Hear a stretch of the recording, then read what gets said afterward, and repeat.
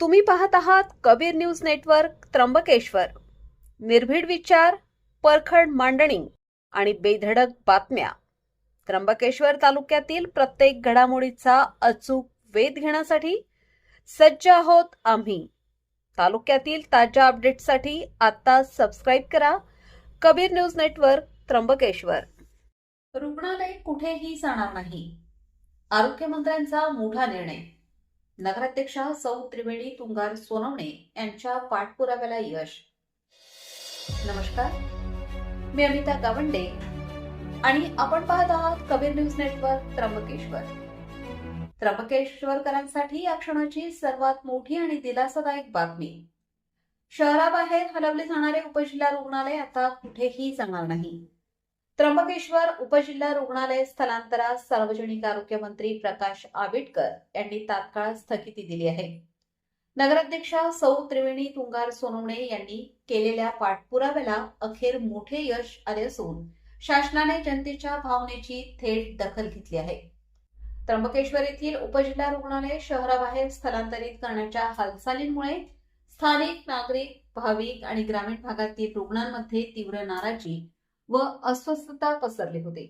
हे रुग्णालय दूर गेल्यास सर्वसामान्यांचे प्रचंड हाल होतील ही बाब लक्षात घेत त्र्यंबकेश्वर नगर परिषदेच्या नगराध्यक्षा सौ त्रिवेणी तुंगार सोनवणे यांनी एका शिष्टमंडळासह थेट आरोग्यमंत्री नामदार प्रकाश आंबेडकर यांची भेट घेतली.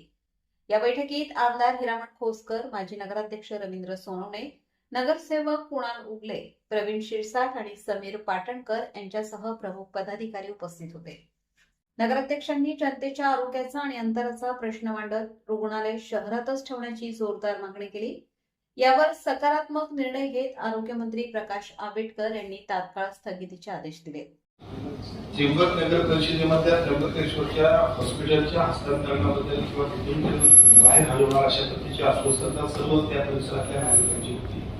विशेषतः या सगळ्या विषयावरती मगाशी पत्रकार परिषदेमध्ये चर्चा झाली. त्याच्यापूर्वी सुद्धा आमच्या नगराध्यक्षा त्रिवेणी तुंगार यांनी सुद्धा आदरपूर्वक ह्या सगळ्या विषयांवरती मांडणी केली. आणि मी आपल्या सर्वांना सांगतो की शासनाच्या सर्व जे काही अपेक्षा आहेत ते इतकेच आहेत की सामान्य नागरिकांना अधिकाधिक चांगल्या सेवा द्यायची, नागरिकांना त्रास होईल अशा पद्धतीच्या कुठल्याही गोष्टी करण्यामध्ये शासन कदापि अशा गोष्टी करण्यासाठी कुठंच तुम्हाला प्रोत्साहन देणार नाही. त्यामुळे एका बाजूला आपल्या सगळ्यांची मागणी आहे तर 100 बेडचं हॉस्पिटल करण्याबद्दल सुद्धा आज या ठिकाणी मी कलेक्टर ऑफिसमध्ये सुद्धा आणि आपल्या इथे सुद्धा कलेक्टर ऑफिसमध्ये जिल्हाधिकारी कार्यालयाने सांगितले की या ठिकाणी 100 बेडचं हॉस्पिटल बांधण्याची जबाबदारी घेऊन आपण सगळेजण त्याप्रमाणे कामाला लागतोय.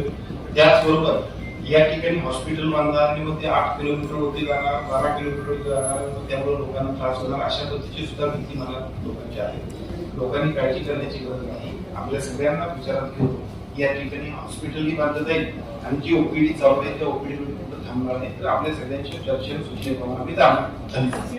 या निर्णयाचे स्वागत करत नगराध्यक्षा सौ त्रिवेणी तुंगार सोनवणे यांनी समाधान व्यक्त केले. त्यांनी सांगितले की उपजिल्हा रुग्णालय शहराबाहेर जाऊ नये ही संपूर्ण त्र्यंबकवासियांची तीव्र भावना होती.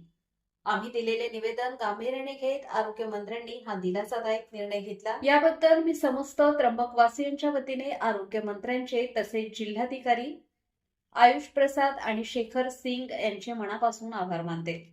त्यामुळे आता त्र्यंबकेश्वर उपजिल्हा रुग्णालयाचा प्रश्न तुर्तास मिटला असून नागरिकांना शहरातच आरोग्य सेवा मिळणार आहे. दरम्यान स्वर्गवासी बाळासाहेब ठाकरे आपला दवाखाना त्र्यंबकेश्वर मध्ये कार्यान्वित झाला आहे.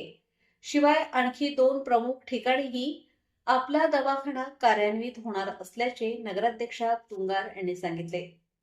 त्र्यंबकेश्वर परिसरातील अशाच ताज्या आणि महत्त्वाच्या घडामोडींसाठी पाहत रहा कबीर न्यूज नेटवर्क. चॅनलला नक्कीच सबस्क्राईब करा. व्हिडिओ आवडल्यास लाईक करा आणि शेअर करायला विसरू नका. धन्यवाद.